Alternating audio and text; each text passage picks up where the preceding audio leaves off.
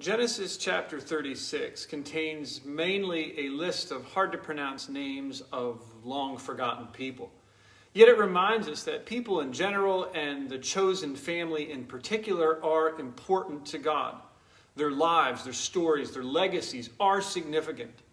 Notice that God blesses Esau abundantly. Remember, Esau was the other brother. He's not the chosen one. He's not the one of promise. Yet instead of simply being sort of just kicked to the curb, as it were, and forgotten about, Esau is blessed exceedingly.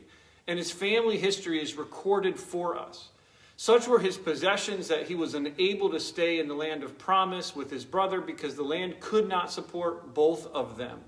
So God provided another land for Esau to possess. And this is really in keeping with the covenantal promises that God had made to his father Isaac and to his grandfather Abraham.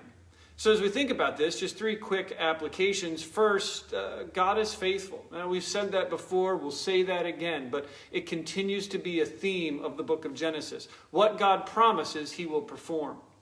Second, God is good to all of us. This goodness is understood, it's described as God's common grace. It is poured out upon all humanity. It's as Jesus said, that God makes his sun to rise on the evil and the good. God sends rain on the just and the unjust. And for this, we should be exceedingly grateful. For God is consistently better to us than we deserve. The absence of this grace really is the essence of hell. And then the third thing, God's ability to bless is without end. I think sometimes we act as if God gives out of finite resources, but nothing could be further from the truth. Part of what makes God God is that his character, his ability, his desires are eternally undiminished. His hearing and answering of one prayer does not lessen his hearing and answering of another prayer. His manifold blessing of one person does nothing to prohibit him from just pouring out even more favor upon someone else. His forgiveness of one person's sins likewise does not preclude him from forgiving the sins of another. And on it goes.